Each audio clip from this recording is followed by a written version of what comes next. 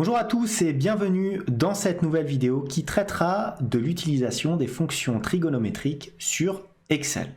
Mais tout d'abord, et comme d'habitude, si vous souhaitez aller plus loin dans les explications, je vous invite à cliquer sur les liens de formation dans la description.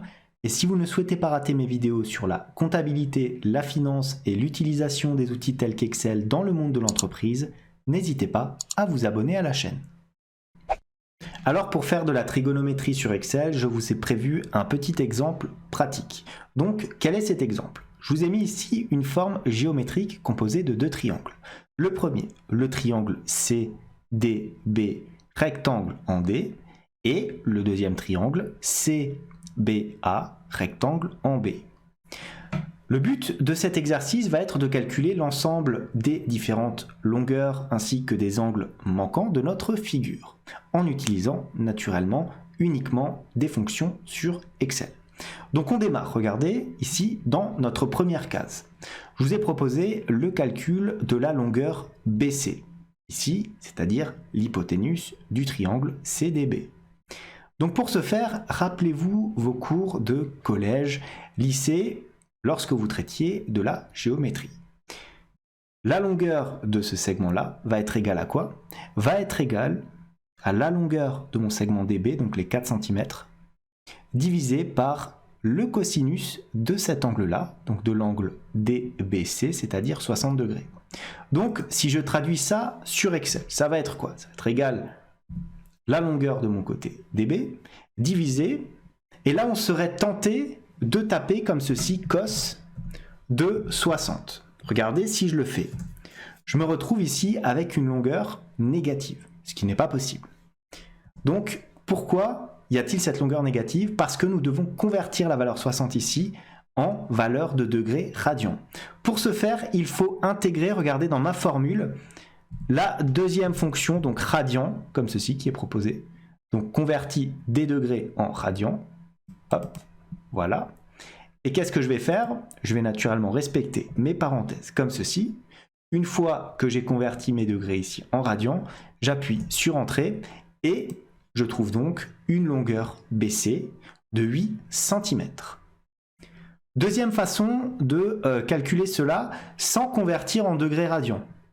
Ça va nous donner la même chose. Ça va être quoi? Ça va être égal, là encore, de la même façon, notre longueur DB, divisé par quoi? Par cosinus. J'ouvre la parenthèse et là, qu'est-ce que je vais faire? Je vais prendre 60 fois quoi? Fois ma fonction pi, comme ceci, divisé par 180 tout simplement. Et je referme ma parenthèse deux fois. J'appuie sur Entrée. Regardez, je trouve à nouveau 8. Donc en utilisant la fonction pi, cela nous permet d'éviter de passer par la fonction radian. Mais à choisir entre les deux, je préfère quand même utiliser la fonction radian que je trouve plus propre dans ma formule. Maintenant, nous allons calculer la longueur CD au carré, donc ce côté-là. Alors la longueur CD au carré, ça va être égal à quoi? Je vous ai mis la formule ici, souvenez-vous, c'est le théorème de Pythagore. On a quoi dans un triangle et rectangle? Ici, on aura BC carré, donc la longueur de l'hypoténuse ici au carré, va être égale à CD, ici au carré, plus DB au carré. C'est-à-dire que notre CD au carré va être égal à quoi? À la longueur BC au carré moins BD au carré. Donc là, c'est très simple, il faut juste connaître les caractères. Ça va donc être égal à 8 au carré. 8. On utilise le petit chapeau de votre clavier pour tout simplement affecter un nombre au carré. Donc ça sera 8 chapeau 2 pour dire qu'il s'agit de 8 au carré. Moins, on fait pareil, donc 4 au carré, ça sera 4 chapeau, comme ceci, et 2. On appuie sur Entrée et on retrouve bien 48. 48 est donc la valeur de CD au carré. Maintenant, pour trouver tout simplement la longueur en centimètres ici du côté CD, c'est très simple, il suffit de calculer la racine carrée de CD au carré. Donc pour cela, il faut faire appel sur Excel à la fonction racine. Est égale racine, comme ceci. Je double-clique et je sélectionne un élément ici au carré. C'est racine de 48 tout simplement. J'appuie sur Entrée et la longueur CD est à peu près de 6,93 cm. Maintenant, je vais calculer ici la longueur AC. Alors, que va être ici notre longueur AC? De la même manière, toujours avec le théorème de Pythagore, AC sera égal à la racine carrée de AB au carré plus BC au carré. Donc là, bien attention à bien taper sa fonction dans Excel pour ne pas avoir de faute. Donc tout d'abord, on commence par la racine carrée. Maintenant on la connaît, on sait comment ça se passe. Est égal à racine, j'ouvre ma parenthèse. Donc là, c'est comme si j'avais tapé juste ma racine comme ceci et qu'il me restait les éléments là à intégrer. Donc racine de quoi? De AB au carré, ici. Donc 6 au carré tout simplement. Au carré, pareil, 6 chapeau 2. Plus quoi? Plus BC au carré. Par chance, nous l'avons calculé tout à l'heure, et BC, nous savons que cela vaut 8 cm. Donc 8 chapeau 2, comme ceci. Je ferme ma parenthèse, et à partir de cela, je peux naturellement en déduire la longueur AC de mon triangle.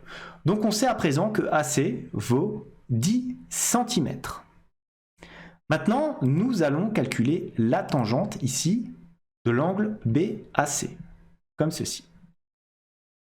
Alors, quelle va être la valeur de la tangente de cet angle-là? Souvenez-vous là encore de vos propriétés mathématiques. La tangente sera égale ici au côté opposé à BAC, c'est-à-dire tout simplement, alors ça va être le côté CB, comme ceci, divisé par le côté adjacent, c'est-à-dire tout simplement le côté AB. Là encore, par chance, nous avons calculé la valeur de ces deux côtés. Le côté opposé, ça va être égal à 8, puisque c'est notre segment BC, et le côté adjacent sera égal à 6, puisque c'est le côté AB.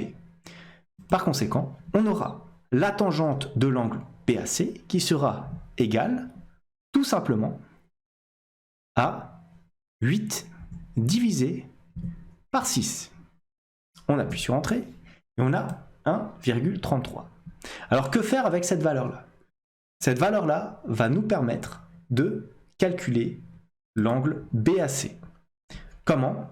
En utilisant tout simplement l'arc-tangente de notre valeur. Alors pour ce faire, il faut, regardez, faire égal. Et qu'est-ce que je vais intégrer dans cette formule de prime abord? Ça sera la fonction degré. Pourquoi? Pour afficher directement les bons degrés tels qu'on les connaît. Attention, c'est une variante. Généralement, il faut le faire pour éviter justement d'avoir des valeurs fausses. Ça n'est pas comme lorsque vous tapez dans votre calculette directement les degrés, par exemple pour le cosinus ou le sinus. Là, dans Excel, il faudra vraiment lui dire d'intégrer les degrés. Donc, ça sera les degrés de quoi? De l'angle. Donc, à temps comme ceci, c'est quoi? Ça nous permet de renvoyer l'arc-tangente d'un nombre en radians. Donc, c'est ce qu'il nous faut. Donc, on va renvoyer l'arc-tangente de quoi? On ouvre la parenthèse et ça sera l'arc-tangente que nous avons calculé ici, donc de la tangente ici 1,33. Donc, on sélectionne F11. On ferme la parenthèse une fois. On fait bien attention, on ferme la parenthèse le nombre de fois qu'il faut. Voilà. On appuie sur Entrée et nous avons un angle donc BAC d'à peu près 53 degrés 13 sur notre forme.